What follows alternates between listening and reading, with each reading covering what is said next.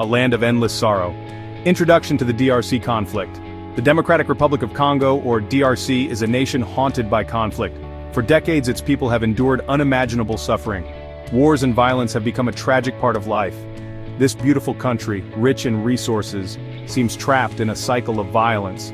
Understanding the DRC's complex situation requires looking at its history, key players, and the economic factors that fuel the conflict. The DRC is often called the heart of Africa. It is a vast country with immense natural wealth. However, this wealth has become a curse. Instead of prosperity, it has brought greed, exploitation, and violence. The DRC's story is a tragic reminder of how easily resources can become a source of conflict. It is a story of human suffering, political manipulation, and the devastating consequences of greed.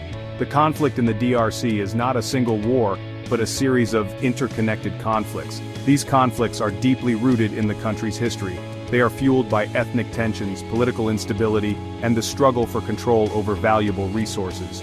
The DRC's story is a complex and tragic one. It is a story that demands attention, understanding, and a commitment to finding lasting peace. Ghosts of colonialism, the seeds of discord. To understand the DRC's present, we must journey back to its colonial past. Under Belgian rule, the Congo suffered brutal exploitation. The Belgians were only interested in extracting resources, particularly rubber. They cared little for the well-being of the Congolese people. They treated them with cruelty and disdain. This created deep resentment and sowed the seeds of future conflict. The Belgians favored certain ethnic groups over others. This created divisions and rivalries that persist today. When the DRC gained independence in 1960, it inherited a legacy of inequality and instability. The colonial powers had done little to prepare the country for self-governance.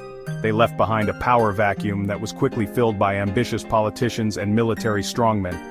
The transition to independence was chaotic. The army mutinied, and regions threatened to secede. Amidst this turmoil, a young and charismatic leader emerged, Patrice Lumumba. Lumumba became the DRC's first prime minister.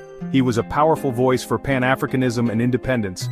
However, his vision for a united and independent Congo threatened Western interests.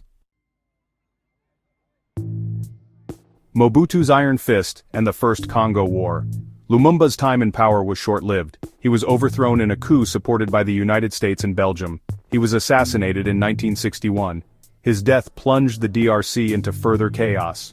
A series of weak governments followed, unable to assert control over the vast country. In 1965, General Mobutu Sese Seko seized power in a military coup.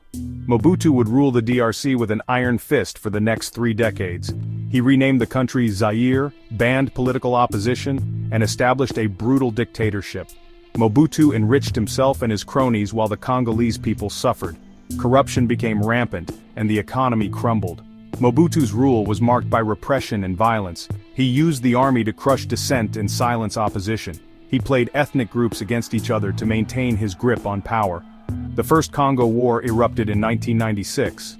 This war would mark a turning point in the DRC's history. It would also set the stage for the even more devastating conflicts to come.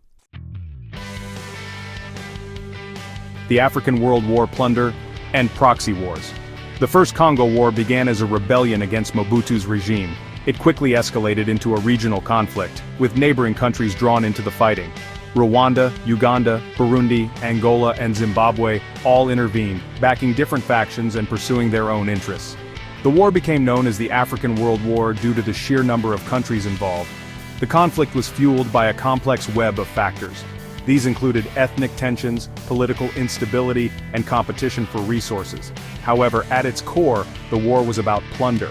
The DRC's vast mineral wealth, including diamonds, gold, coltan, and timber, became a magnet for armed groups and foreign powers. The presence of these foreign armies exacerbated the violence and prolonged the conflict. They armed and trained local militias, turning the DRC into a battleground for proxy wars. The war had a devastating impact on the Congolese people. Millions were displaced from their homes, and countless others were killed or subjected to horrific human rights abuses. The conflict also crippled the DRC's economy, leaving it in ruins.